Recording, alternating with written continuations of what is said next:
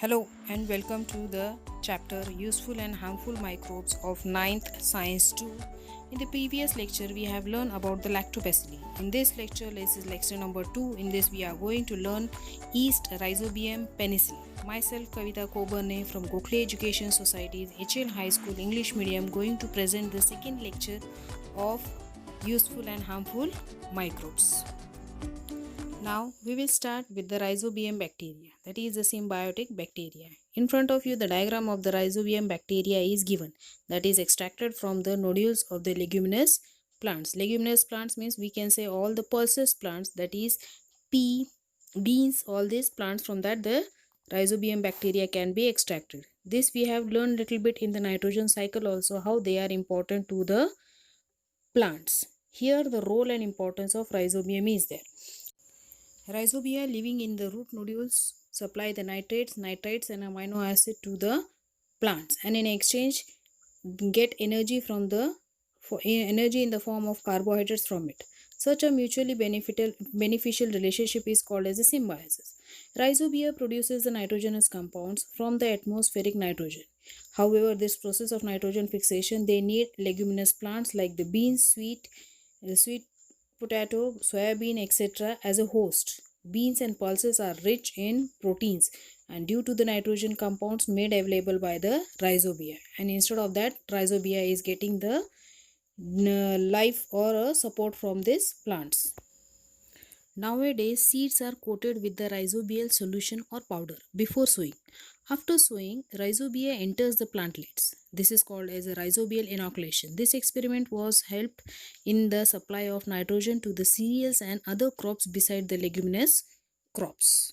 After harvesting the leguminous plants, the roots left over and the parts left over are deliberately dumped into the soil to maintain the bacterial population.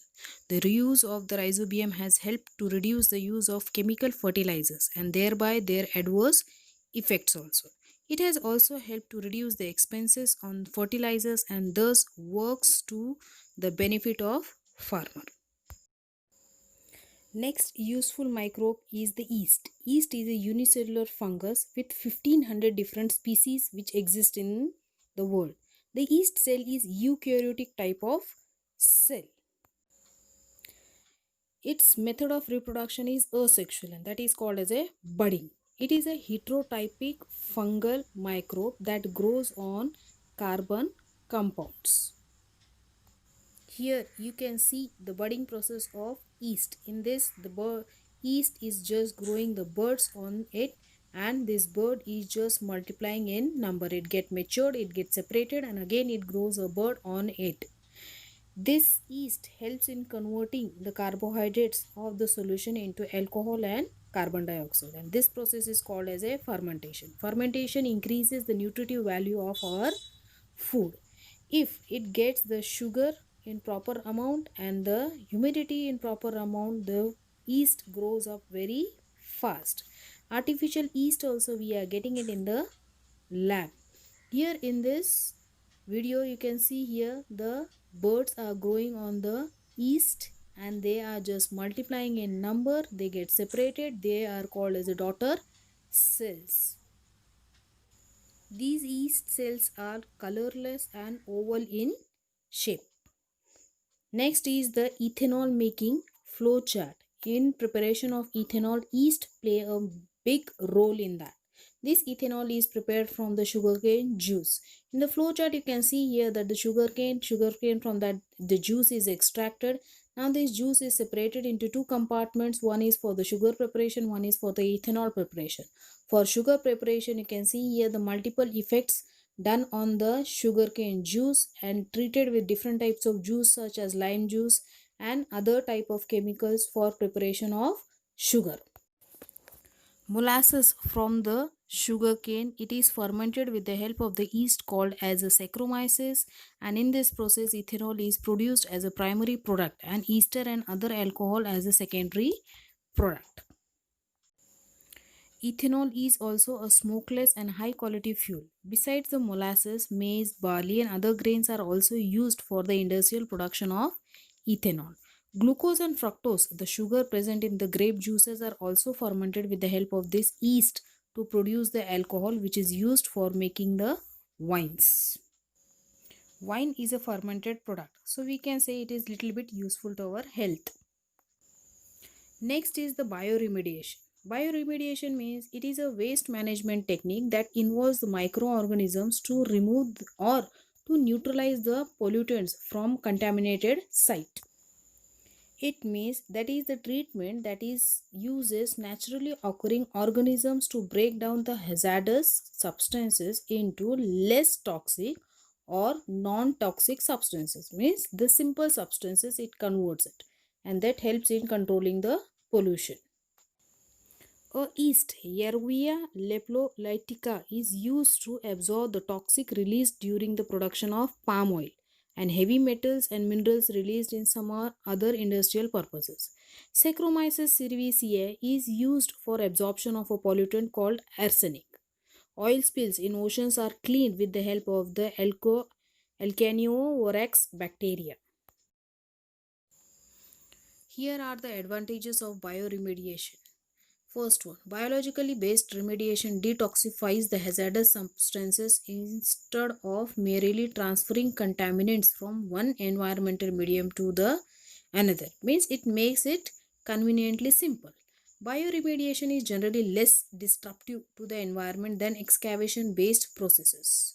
Third one is the cost of treating a hazardous waste site using bioremediation technology can be considerably lower than that for the conventional treatment methods. So less economy we have to spend on bioremediation process by microorganisms.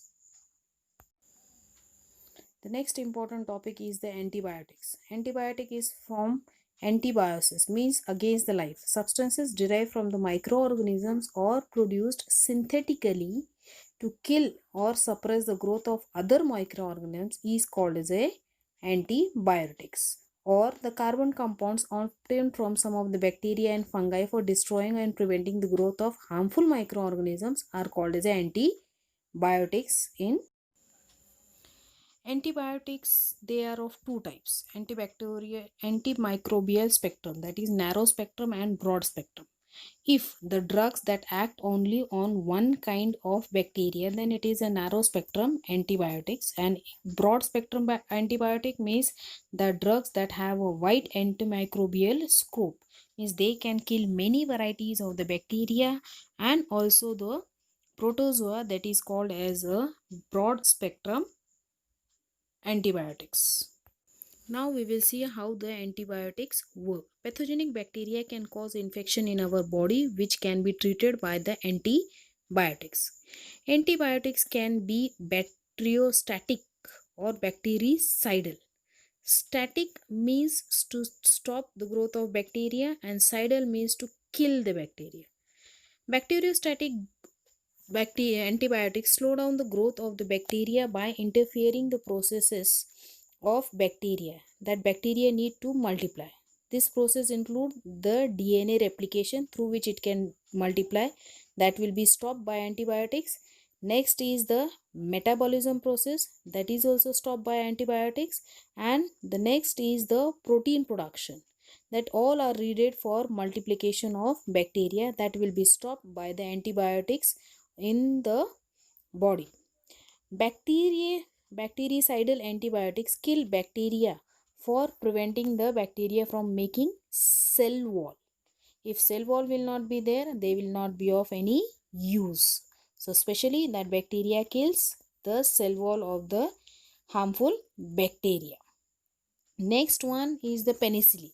Penicillin are the bactericidal. Antibiotics can be called broad spectrum if it is affecting many different kinds of bacteria in your body, including the useful bacteria in our guts. Some antibiotics are narrow spectrum, means it is affecting only one or two types of bacteria.